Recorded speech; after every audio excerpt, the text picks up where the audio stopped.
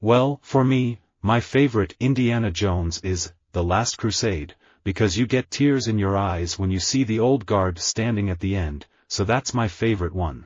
Growing up, we used to watch a lot of Indiana Jones and Star Wars and wear hand-me-down jeans and jumpers. I wasn't really one for dresses. Han Solo is more interesting than Superman because he's flawed. Superman's flaw is kryptonite, and that's it. He can make time go backwards, for God's sake, but with Han Solo or Indiana Jones, there's a bit of humanity there. Some kids spent their allowance going to see Indiana Jones and the Temple of Doom. I spent mine on a great-looking lamp I'd found at the flea market and a ceramic bowl from a neighborhood garage sale.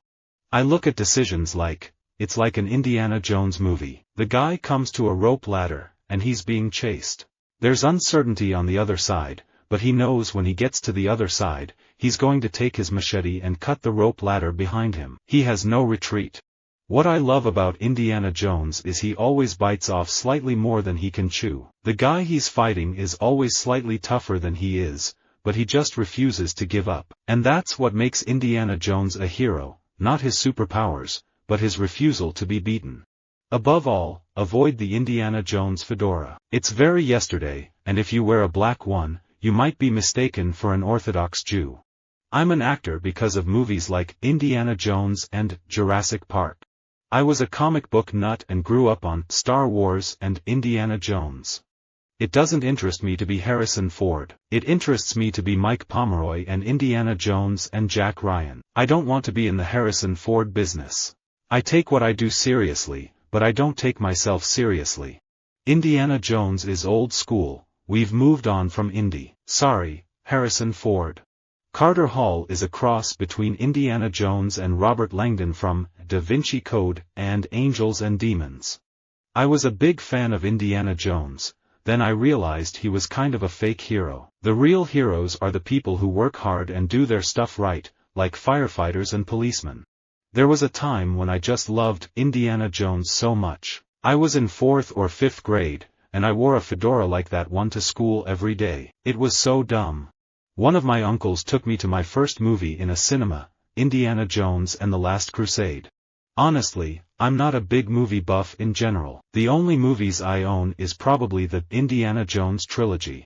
My family loves movies. My dad and I used to eat a huge breakfast, and then we'd just go hang out at the theater all day together. We loved movies like Indiana Jones and James Bond. We were both big action-adventure movie fans, so I kind of grew up with an appreciation for film.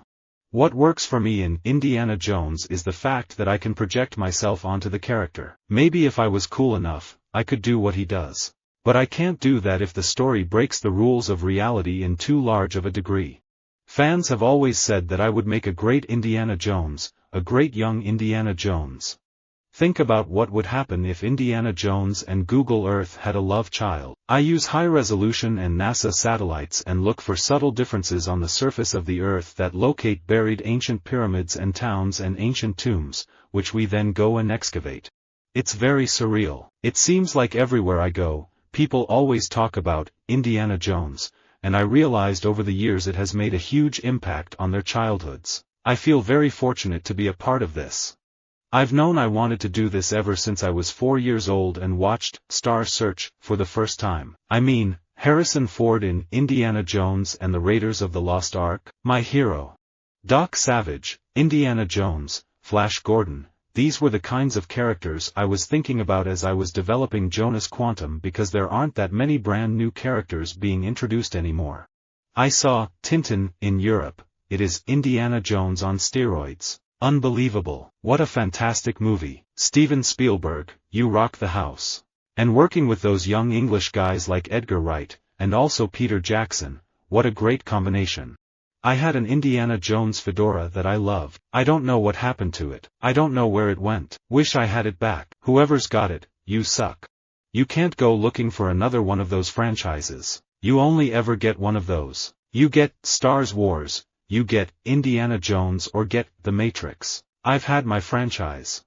I've never seen The Goonies. I've never seen Indiana Jones. I watched UHF over and over again when I was little, and that was it. I had no time for any other movies. I watched Naked Gun, UHF, and Airplane over and over. Something I grew up with is John Williams, of course, with Indiana Jones and Star Wars. But George and Stephen asked me to write the Indiana Jones sequels, and I didn't want to. As a kid, I always wanted to be like Spielberg and to make wonderful movies. Even when I was making Indiana Jones, I was looking at how he would come up with these amazing shots and how he would choreograph the blocking and all that. So I knew from early on I would go to film school and try to work behind the camera. The Avengers is exciting on the level The Matrix or Indiana Jones was when I was kid. I think it will be timeless. Indiana Jones wasn't physically tough, but they are the only two films I've ever been ill on. On The Last Crusade, I got sciatica. That's when the sciatic nerve, which goes through the funny hole in your pelvis down your leg, swells and rubs against the nerves. Long before it was raided and lost with Indiana Jones, the Ark of the Covenant was originally stolen from the Israelites by the Philistines. The Ark of the Covenant was the nuclear bomb of its age. When activated, it was devastating.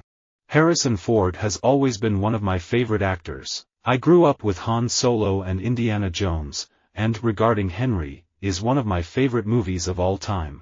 It occurred to me the thing that broke my heart the most was when I grew up and realized everything wasn't an adventure. I got to a certain age and realized I couldn't be Indiana Jones.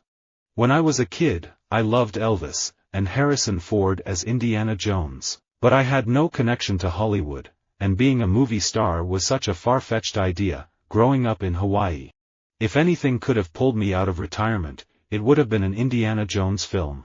Indiana Jones is very much an old-world kind of hero. He doesn't really have any kind of superpower or rely on any kind of technology to help him out of things. I'm a huge Indiana Jones fan. On the first Indiana Jones movie, I tore an ACL in one of my knees, can't remember which knee. The scene in which I was fighting the big German mechanic on an airplane called a flying wing, I was run over by the landing gear and injured my knee, but I can't remember which one it was. Lots of bumps and injuries along the way. I play a female Indiana Jones, a professor who hunts down precious objects, like a bowl that belonged to the Buddha. They tailored the role to me. I wanted to be smart, funny, and to kick some ass.